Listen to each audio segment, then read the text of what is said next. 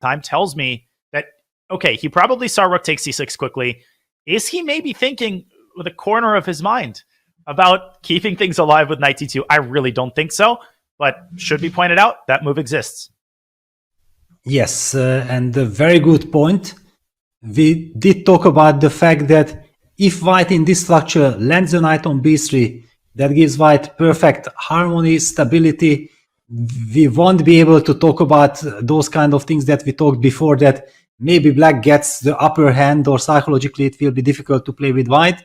Then white will have perfect piece coordination. All eyes on Pragg. He's about to make a move and he goes for it. Knight d2 on the board. Wow. Okay, so this game going to last a little bit longer than we thought. Knight d2.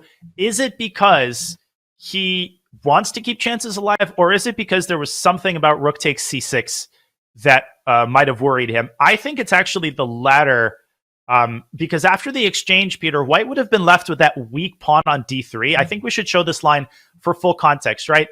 Takes, rook a2, knight c3, rook c2, knight d5, rook takes c2, and yes, it's a draw, but you've got that weak pawn on d3, black's got the outpost on d4. I feel like white has to make a couple more accurate moves here. So from that perspective, I actually really like Pragg's decision to play knight d2, but 13 moves to play, 14 minutes to do it in. He's got to tread carefully. And Magnus has almost instantly replied with the move rook c8 to a8. He did look a little bit at the side, just probably digesting the fact that, wow, I mean, my opponent is not taking on c6. He has the guts to play knight d2. From my feeling, this is what I got. And then he opted for this very professional move, rook c8 to a8, trying to trade off the c6 pawn for the a2 pawn.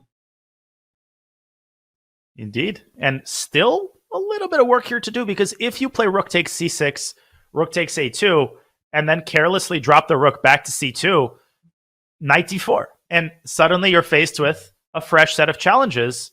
Still probably a draw somehow if you play carefully, but this is how Magnus starts to sow the seeds of fear in his opponent's mind, right? Imagine having this position with 8 minutes on the clock. Pragg has to stay very composed here, and he has to avoid a situation where Magnus feels like he can start putting practical pressure.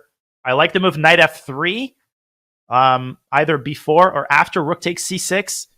It is the most accurate move according to the engine. Start by removing the knight from the line of fire of black's rooks, and then take on c6.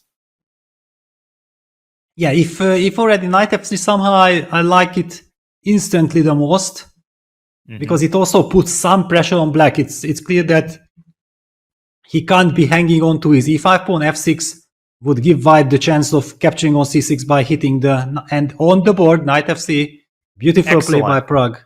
Just, I mean, he is playing this like Capablanca, just an endgame veteran, so composed, and that is the most accurate move. We wanted to shout out also 110,000 plus watching on YouTube, folks. We really appreciate all of this support and energy. Classical chess is alive and well.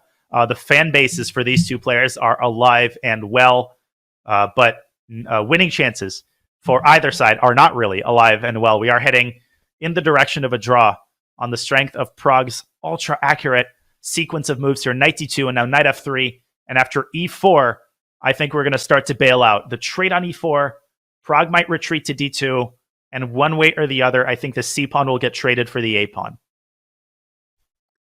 Very likely outcome. There is even some case for a move like knight e5, but just because of the importance of the situation, the match, you don't want to do anything fancy in a position like this.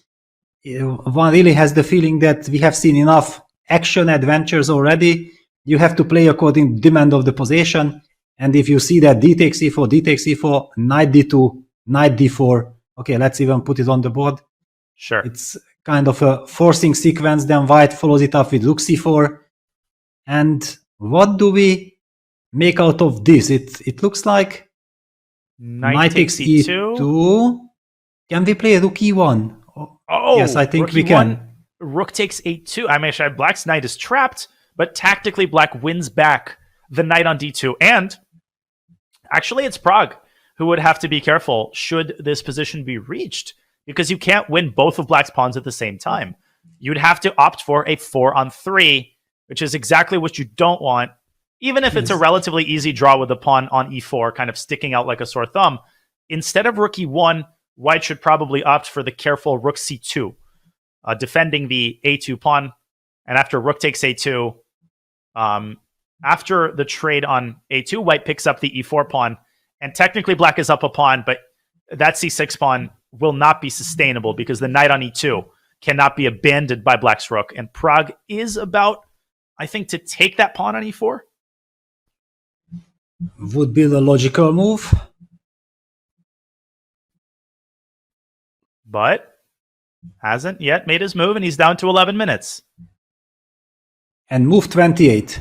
Okay, still 12 moves to play till the time control, and the lines that we showed still consist some spice. For sure. Much easier when you've got the eval bar. Pragg, of course, is so aware that second game tomorrow. Thank you. Bye. And there we have it. The bailout, a 35-move draw in our championship game. What a well-played game. Praggnanandhaa with some filigree precision in the endgame as they discuss the position. Really impressive, Peter. I think that just the precision with which Praggnanandhaa handled that final part of the game, it started to feel like Magnus might be putting some pressure, but at the end of the day, a very balanced, well-played affair lasting just about 3 hours. Yeah, absolutely. And this is what I love about classical chess, and also I feel like it's the duty of the commentators, to explain this kind of games. There was so much intrigue, there was so much tension involved, all these little nuances, these details, which if one shows some weakness, the other one is ready to jump on and put up the torture for a very long time. None of the players gave the slightest of chances to their opponents. Pragg did have the initiative, Magnus then with some incredible precise play in the middle game. This rook b8, bishop d7, bishop c6, just neutralizing everything. Then Pragg with this rook b1, retreat with the rook. Sensational stuff. It's an honor to be commentating games like this. It really is. I mean, we have courtside seats to some of the best played classical chess that we've seen in a couple of years. It was so awesome to see the heart, the passion with which both hold with the black pieces. But big hats off to Pragg, who is in one of the most high pressure situations, hundreds of thousands of people watching. And he handles himself like someone with a decade plus